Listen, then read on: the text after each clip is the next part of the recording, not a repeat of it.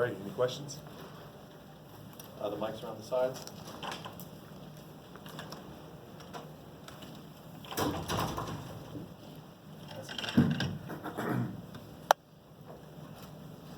Coach, we know what happened in the final 10 minutes of the game where you went scoreless for 8 minutes. Did you kind of expect that to happen at the beginning of the game, being this a transition year with you being a new head coach?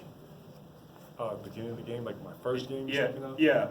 I'm just saying, like, yeah, the final 10 minutes where you have the scoring drought. Did you kind of expect that to maybe happening at the beginning of the game, and then the offense gets more flow as the game goes on?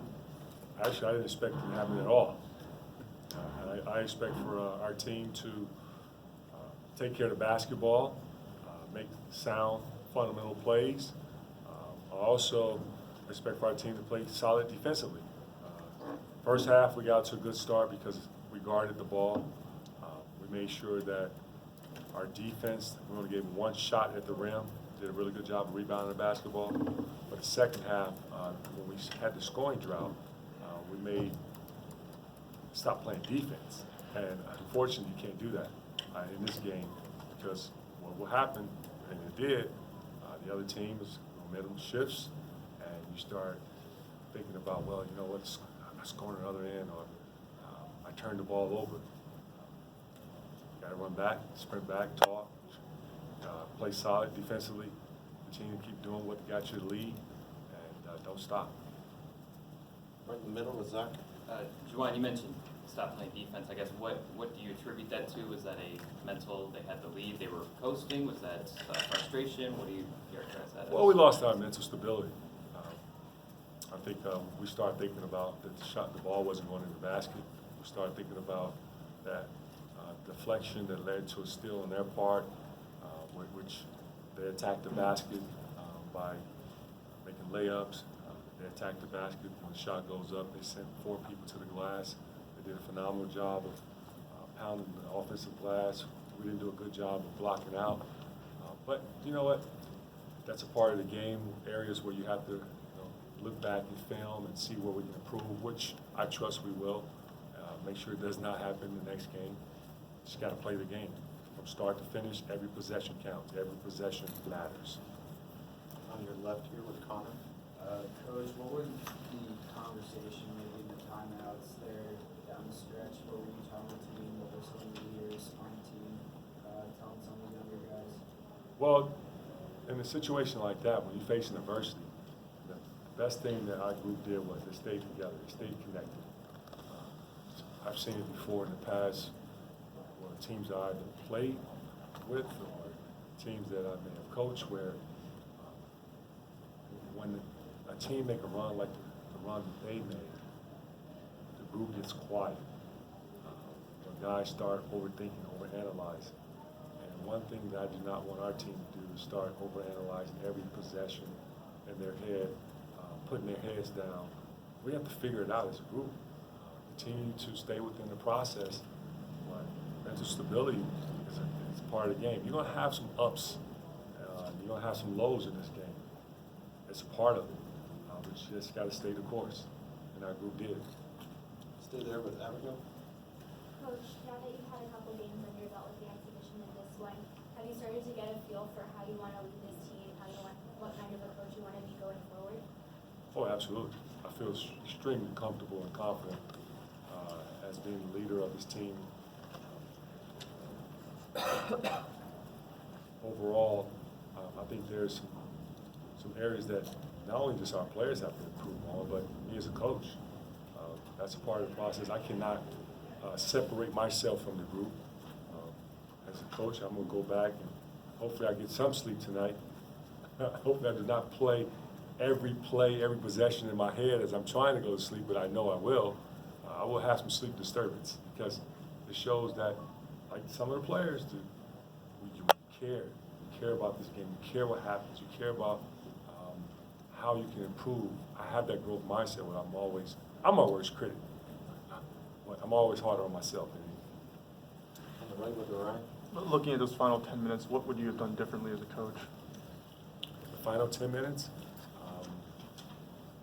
actually, it's hard to really say, you know, what can you do differently when they were able to be disruptive on the defensive end, and we had some empty possessions.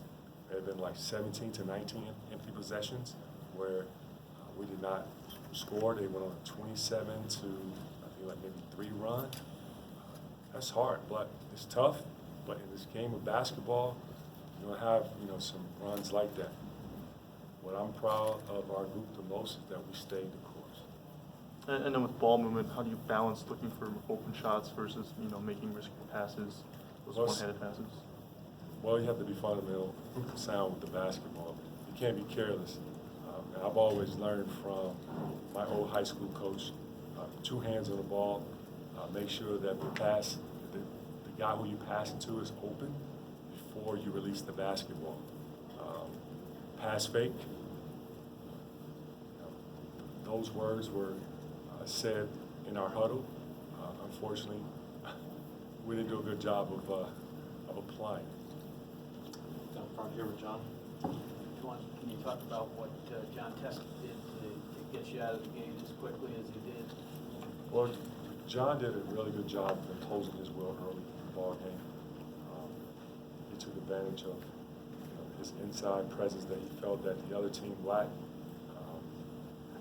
Started the game, I went to him, he made his first basket, and I went back to him again. He got into a really good groove.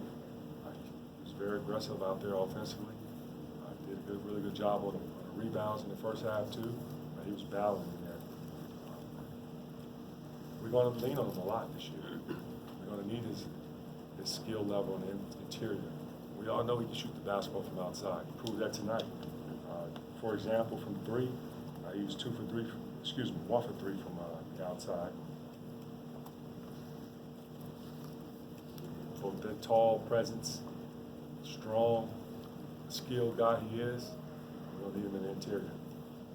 In the middle with Andrew. Juwan, as far as pace of play, you said you want to push it. When you're up 30 in the second half, is that still sort of, you know, what you're preaching, or is there any thought to slowing it down, or where's the balance there, I guess? We want to work to get the best shot possible. And we're going to continue to get the best shot that when we open. My thing is to make sure we know time and possession. That's a part of the learning process that we will grow and get better with. And then was Cole not playing, that just your decision, or was he's okay, I guess? Well, Cole physically is doing fine. Tonight we went with the guys who, let's say, were an 8-man rotation. Down the front with Isaiah. Juwan, excuse me. Eli was saying that the zone, when they kind of broke out the zone, especially in the second half, that caused some fits and everything. What are you telling your guys as to when you're going through a lull or, you know, trying to break the zone? What are you telling your guys to, like, how do you get out of that? I'm sorry. Kind of like I what- understand your question. The zone was causing fits. How do you break the zone in your mind? And then when you're going through an offensive lull the way that your team Well- was, what do you tell your guys to get out of that? Well, when we went on the run, we made some outside shots when they were playing the zone. And in the second half, we shot some shots that were open, so how they didn't go in when they were in the zone. Still got to stay the course. They don't give you open shots, just got to be patient. That's exactly what I was telling our guys, be patient with the zone. Let's make sure that we work the basketball around, make them move. At times you may see seams in the zone, drive it. I think we got it in the paint. It wasn't Isaiah, it was Xavier. Xavier got in the paint against the zone, and the ball kind of slipped out of his hand when he went to lay the ball up. That right there would have given us a big run. It truly would have put the momentum in our favor, or maybe shift a little bit to help. But you know, basketball gods, the ball didn't fall in. We got time for a few more, actually. Juwan, John mentioned getting double teamed more in the second half in that zone kind of caused him a lot of discomfort. What are some of the things going forward to maybe, when they are double teaming low like that, to break him out of it and kind of stop the offensive stalling maybe? Well, that's where we have to do a better job of finding the open areas. Flashing high, maybe look at them from a high-low standpoint. Because when they put two to the ball, that means someone's open. When we go back and look at the film, our guys will see, okay, well, this is the adjustment. Oh, wow, that he was open. But at the time, the game was moving so fast. And, to our players' credit, I love the fact that they stayed the course when they made their run.